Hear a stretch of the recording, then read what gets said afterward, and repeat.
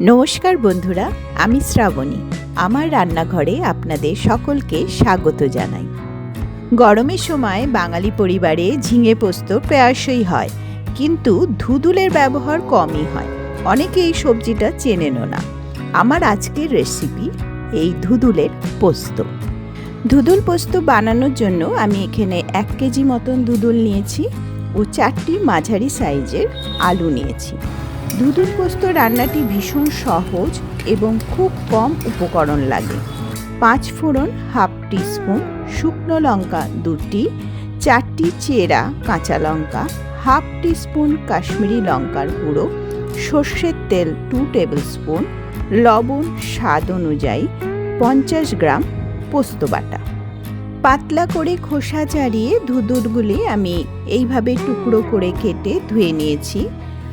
আলুগুলো এইভাবে ছোট ছোট ডুমো ডুমো করে কেটে জলে ভিজিয়ে রেখেছি যাতে লালচে না হয়ে যায়।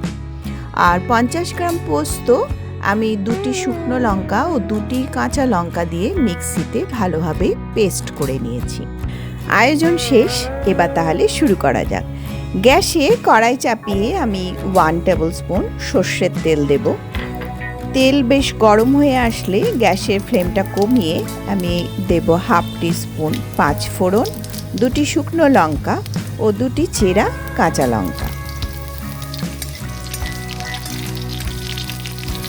নাড়াচাড়া করে ফোড়নে সুন্দর গন্ধ বের হলে অ্যাড করব কেটে রাখা আলু। এবার গ্যাসের ফ্লেম বাড়িয়ে আমি আলুগুলো ভেজে নেব। আলু নরম হয়ে আসলে অ্যাড করব ধুদুল।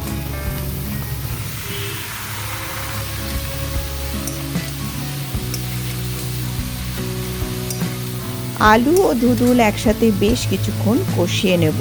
ধুদুলেরও ঝিঙের মতন জল বেরোয়, তাই খানিকক্ষণ কষানোর পর আমি অ্যাড করব লবণ।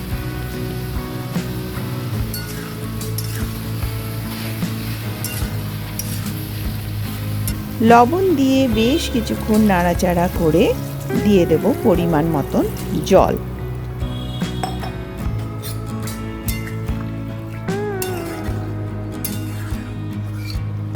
জল ফুটে উঠলে অ্যাড করব হাফ টিস্পুন কাশ্মীরি লঙ্কার গুঁড়ো। ভালোভাবে মিক্স করে ঢাকা দিয়ে সেদ্ধ হতে দেব 10 মিনিটের জন্য। ফিরে এলাম 10 মিনিট পর। দেখুন আলু ও ধুদুল খুব ভালোভাবে সেদ্ধ হয়ে গেছে। এই পর্যায়ে আমি অ্যাড করব বেটে রাখা পোস্ত। পোস্ত খুব ভালোভাবে মিক্স করে আরও 5 মিনিট রান্না হতে দেব। 5 মিনিট পর আমার রান্নাটা দেখুন প্রায় হয়ে এসেছে।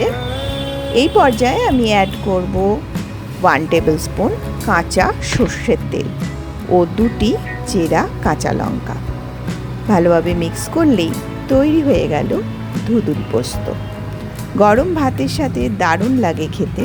বন্ধুরা, বাড়িতে অবশ্যই একবার ট্রাই করবেন। কেমন লাগলো আমার আজকের রেসিপি কমেন্ট সেকশানে অবশ্যই জানাবেন। লাইক দিয়ে প্রিয়জনদের সাথে শেয়ার করে আমাকে আরও উৎসাহিত করবেন।